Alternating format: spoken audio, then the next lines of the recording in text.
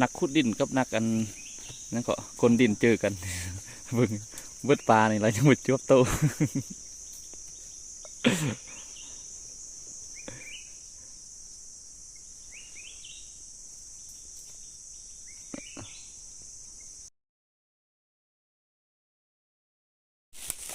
ไม่ยัง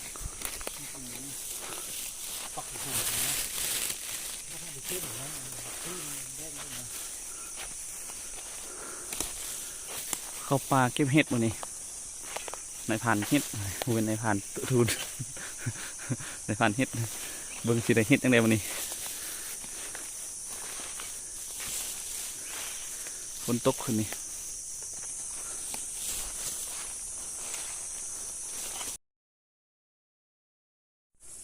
เละแล้วนี่นะมันแห้งแล้วก็ไรนี่เห็ดยังเห็ดสนุนเนาะเห็ดพูนูเห็ดสนุน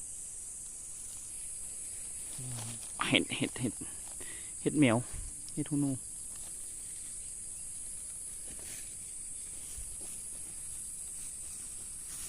เจอลุ้นหน้านะครับมันสนุนนะกินแล้วก็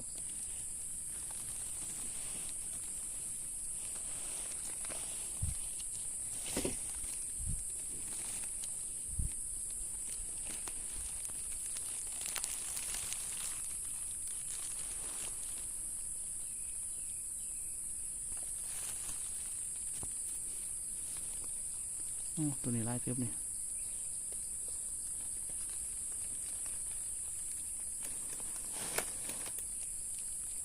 ข้าวเค็มหนักบนหินวันนี้มันก็ลองจิบุจิบีอยู่เนี่ย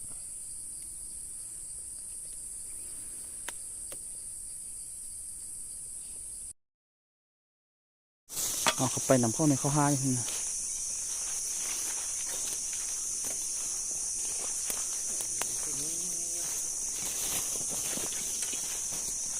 ไม่ยังกำลังยอกว่ะ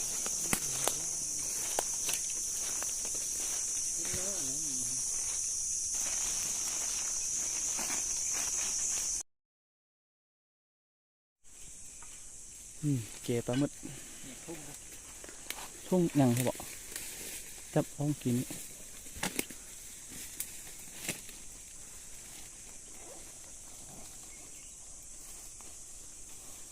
ได้นี่เป็นคนบอกไม่เช่นนะยิ่งแก่ให้แข็งนะยิ่งแก่คงมีอะไรนั่นแก่เหรอโอ้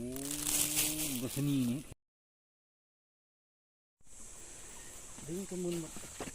เป็นน้ำตื่นช่วยบ่มาช่วยบ่อะไรสิเฮ็ดว่านั่นเป็นน้ำตื่นช่วยออกมาอะไรสิเฮ็ดเฮ็ดเกย์แล้วมองเป็นเรื่องนี่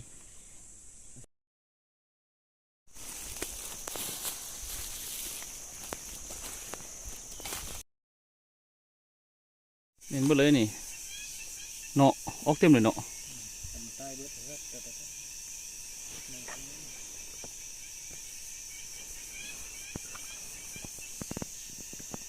เห็นบ่เลย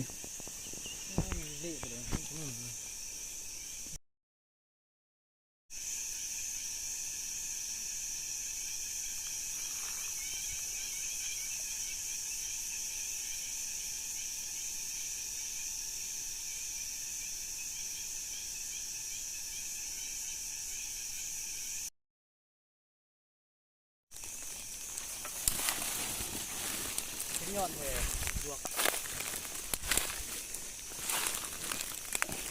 ผักกูดปลาผักกูดเก็บผักกูดอ้อแมนบ่เลยนี่นะ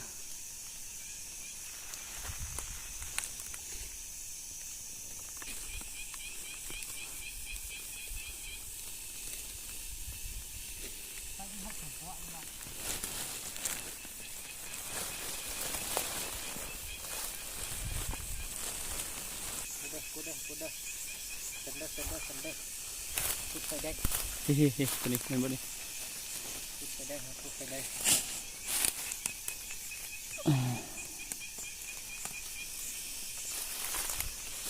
อ๋อตัวนี้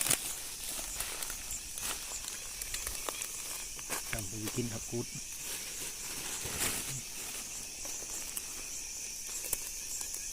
ไล่เขาต้องตัดไว้เลยเฉพาะเนาะ อื